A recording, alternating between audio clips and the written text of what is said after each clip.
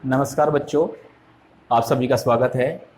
आज हम कक्षा 9 और कक्षा 10 में भी ये महत्वपूर्ण है, ये जो हमारा टॉपिक है जिसका नाम है संख्या पद्धति।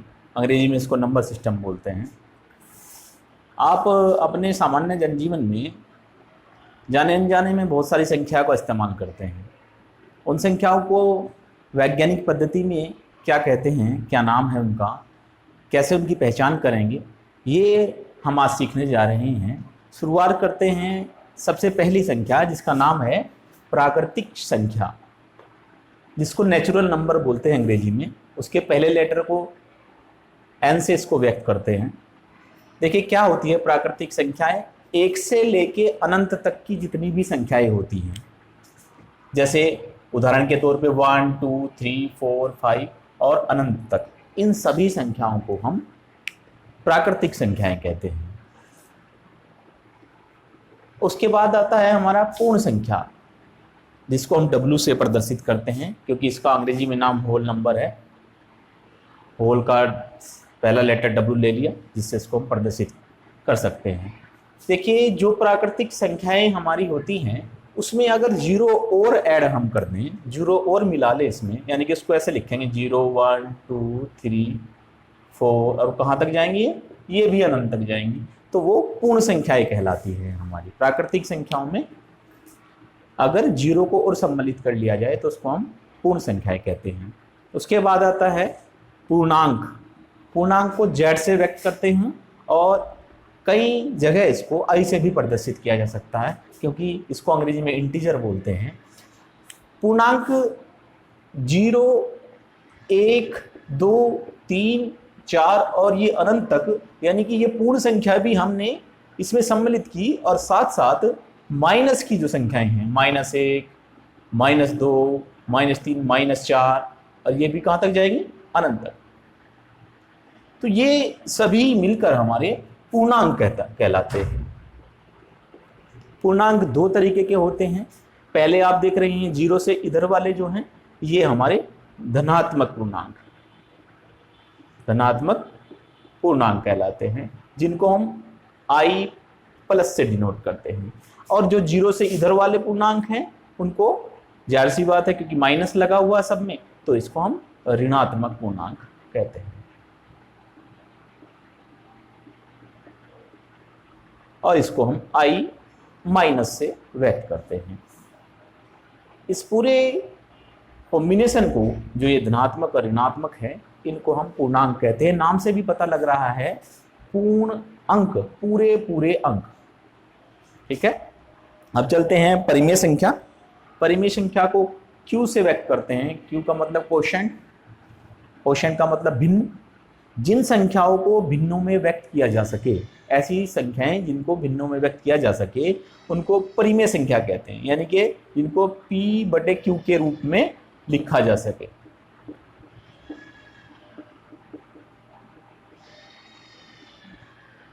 या भिन्नों में व्यक्त किया जा सके, उनको हम परिमेय संख्या कहते हैं। जैसे 1 2 3, इसको भिन्नों में व्यक्त करते हैं। 1 को 1/1, 2 का 2/1, 3 को 3/1, या 1/2, या 4/5। इस तरह की जितनी भी संख्याएं हैं हमारी, वो परिमेय संख्याएं कहलाती हैं।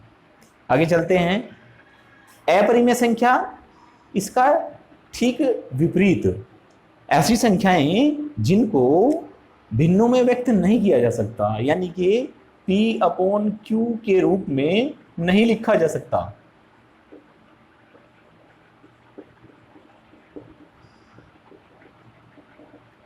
उसको हम अपरिमेय संख्या कहते हैं। कैसे, जैसे सबसे बढ़िया उदाहरण इसका क्या है, पाई। पाई को आप 22/7 लिखते हैं, लेकिन वो 22/7 के बराबर नहीं होता है। उसका लगभग मान होता है पाई का।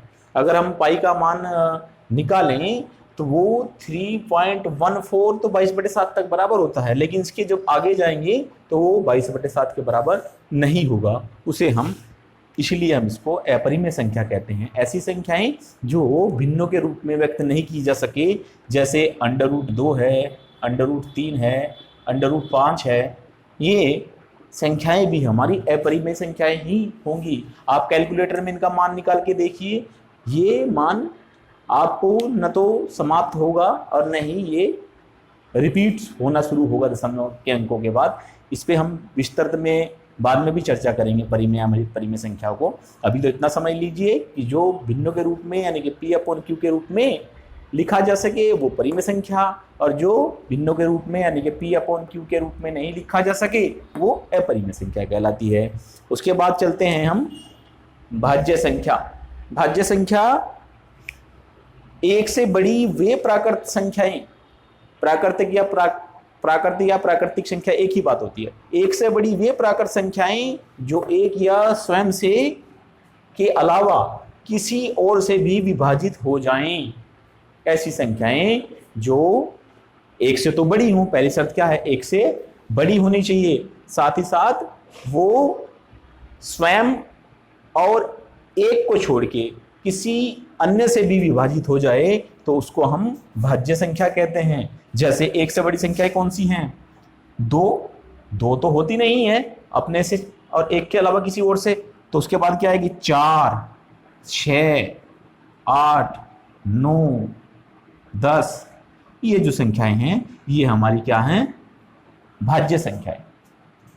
अभाज्य संख्या में ठीक इसका उल्टा, एक से बड़ी वो प्राकृतिक संख्याएं जो एक या स्वयं के अलावा किसी से भी विभाजित ना होती हों वो हमारी अभाज्य संख्याएं होंगी। जैसे एक से बड़ी क्या आएगी? 2 अपने आप से विभाजित होती है और एक से विभाजित होती है और किसी संख्या से विभाजित नहीं होती है। 3 भी, 5 भी ऐसी है, 7 भी ऐसी है, लेकिन 9 अभाज्य संख्या नहीं है। क्यों? क्योंकि 9 से भी हो जाती है विभाजित, 1 से भी हो जाती है और 3 से भी हो जाती है, इसलिए 9 एक अभाज्य संख्या नहीं है। फिर कौन सी है? 11। इस तरह से चलती जाएंगी, इनको हम अभाज्य संख्या कहते हैं। एक से बड़ी वो संख्या जो स्वयं और एक के अलावा किसी अन्य संख्या से विभाजित न होती हो उसको हम अभाज्य संख्या या प्राइम नंबर भी सही कहते हैं या प्राइम नंबर कहते हैं। इन सभी संख्याओं के समूह को, ये जो संख्याएं हो गई ना हमारी साथ के साथ, इन सभी संख्याओं के समूह को हम वास्तविक संख्याएं कहते हैं।